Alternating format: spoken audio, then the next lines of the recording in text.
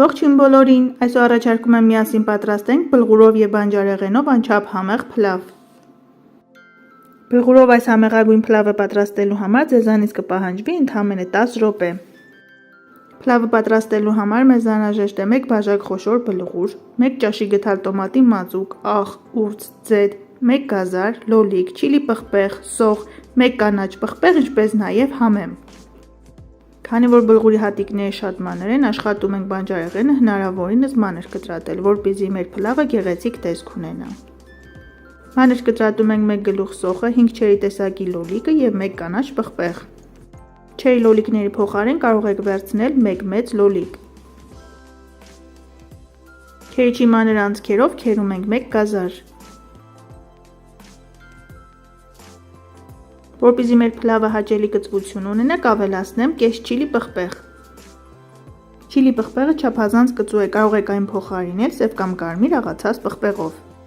Առատ համեմ ենք կտրատում և անցնում ենք պատրաստման գործընթացին։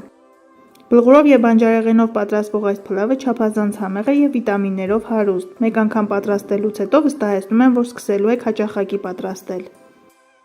Թավայի մեջ լցնում ենք 50 մլ ձեթ, թողնում ենք մի լավ տաքանա, այնուհետև ավելացնում ենք մանր կտրտած սոխը։ Սոխը տապակում ենք այնքան, մինչև թափանցիկ դառնա, շատ չենք չորացնում։ Անմիջապես տաք ձեթի մեջ ավելացնում ենք 1 թեյի գթալ չորացրած ուրց։ Եռման ձեթի մեջ չոր համեմունքների բույրը ավելի լավ է բացվում։ Հարգելիներս, եթե նոր եք միացել հայկական խոհանոց ալիքին կամ հետևում եք իմ տեսանյութերին առանց բաժանորդագրվելու, խնդրում եմ բաժանորդագրվեք և սեղմեք զանգակ կոճակը։ Չմոռանաք նաև հավանել տեսանյութը։ Սոխը ուրցի հետ 1 րոպե տապակելուց հետո ավելացնում ենք կծու չիլի պղպեղը և 1 ճաշի գթալ տոմատի մածուկ։ Բոլոր բաղադրիչները մի լավ խառնում ենք և տապակում ենք ևս 1 րոպե։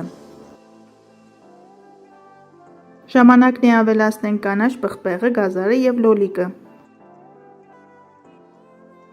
Հարգելիներս, հայկական խոհանոց ալիքում կա նաև բլղուրով և բրնձով պատրաստվող պասուս տոլմայի անչափ համեղ բաղադրատոմս, որը մենք սովորաբար անվանում ենք սուտի կամ սուտլիկ տոլմա։ Մեր փլավը հարստացրեցինք գույներով, համ ու հոտ հաղորդեցինք, ժամանակն է ավելացնենք բլղուրը։ Ավելացնում ենք 1 բաժակ խոշոր բլղուր և 2 բաժակ եռման ջուր։ Շատ կարևոր է, որպեսզի բլղուրի հատիկները խոշոր լինեն, այլապես փլավը գեղեցիկ չի ստացվի։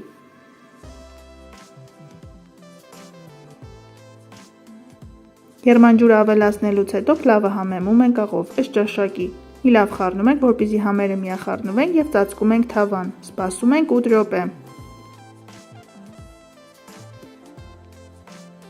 8 րոպե անց, երբ ամբողջ ջուրը քաշվի, կանջատենք կրակը և կավելացնենք մանր կտրտած համեմը։ Մի լավ կխառնենք և կթողնենք, որպեսզի փլավը հանգստանա մոտ 5 րոպե։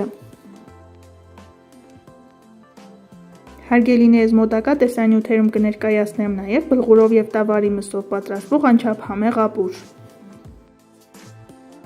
Այնպես որ բաժանորդագրվեք հայկական խոհանոց ալիքին, ձեզ սպասվում են անչափ համեղ բաղադրատոմսեր։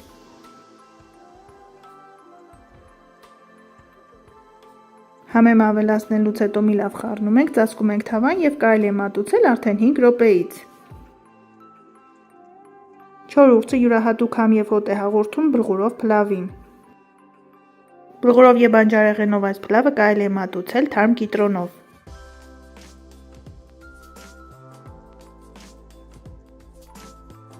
Դե ինչ, բանջարեղենով պատրաստված բլղուրով փլավը արդեն պատրաստ է, մնում է միայն ճաշակենք։ Ասեմ, որ անչափ համեղ է ստացվել, գույներով և վիտամիններով հարուստ։ Բլղուրով փլավ պատրաստեք այս տարբերակով և մեկնաբանությունների բաժնում կիսվեք ձեր կարծիքներով։ Այսօր էլ այսքանը, ցտեսություն, կհանդիպենք հաջորդ տեսանյութերում։